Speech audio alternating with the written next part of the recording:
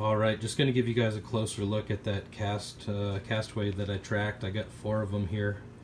Used some plaster of Paris and water, and I dried it for about 3 hours after I set it, and it came out pretty good. Waited 72 hours to do anything to them. I left them in a cardboard box, which was the recommendation that I heard online that I liked the best.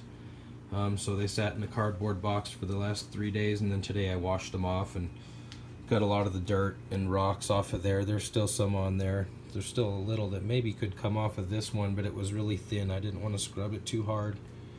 And just kind of, I didn't get any like footprints, and I knew I wouldn't because it was probably muddy when these were made. But I was looking for more of that mid-tarsal break, and just to prove possibly that this was a legitimate track in the idea that it's going to have that same wavy curve to it that we see in a lot of recognized Sasquatch tracks from a lot of researchers on TV going to the infamous Bigfoot conferences and such. But I'm wondering if these are legit, or what. Actually, I think they're legit. I'm wondering what people think of them.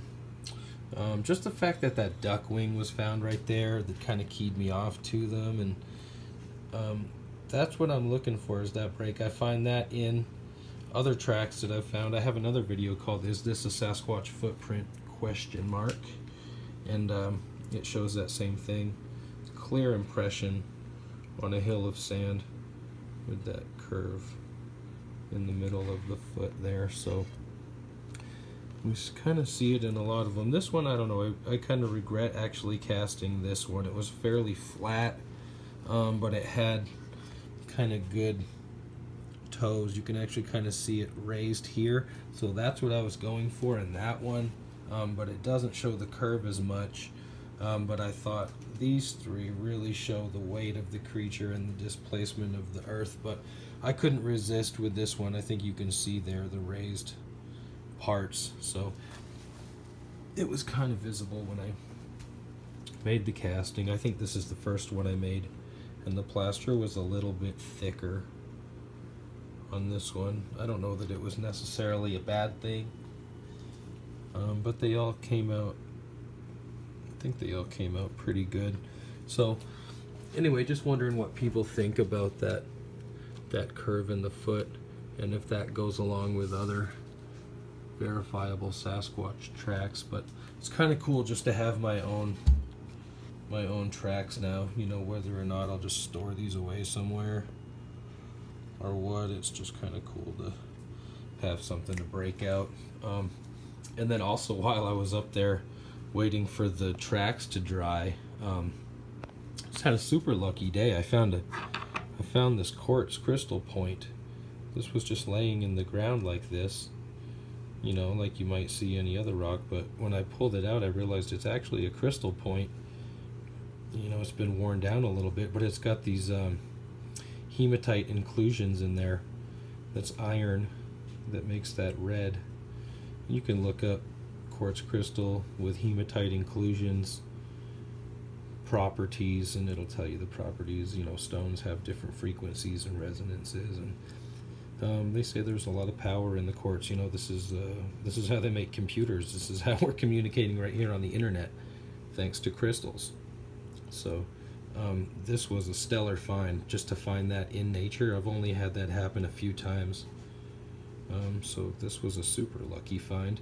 And then when I was walking up the hill, it's like this rock right here about spoke to me, and in my head I hear there's a rock down there, and I look down and I'm like, oh my goodness, there is a rock down there. I don't know if my subconscious saw it and alerted my conscious mind of it, or if the stone was speaking to me, or what it was. But I mean, I literally wasn't even looking at it, and I was almost at my car, and I had just about 15-20 more feet to go up the hill, and something said, hey, there's a rock right there. And I looked down to the left, bam, and this guy's there. And that's like my buddy called it Montana agate, but it's a stone that the Native Americans maybe would have fashioned to make arrowheads and such.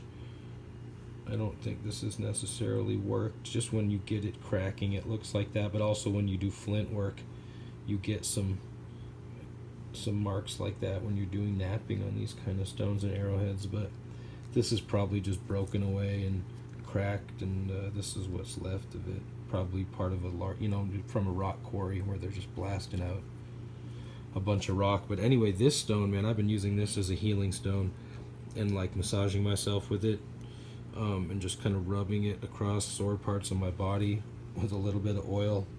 And I don't know what it is, but I mean, this thing feels friggin' good. I've done it to me. I did it to my cat, and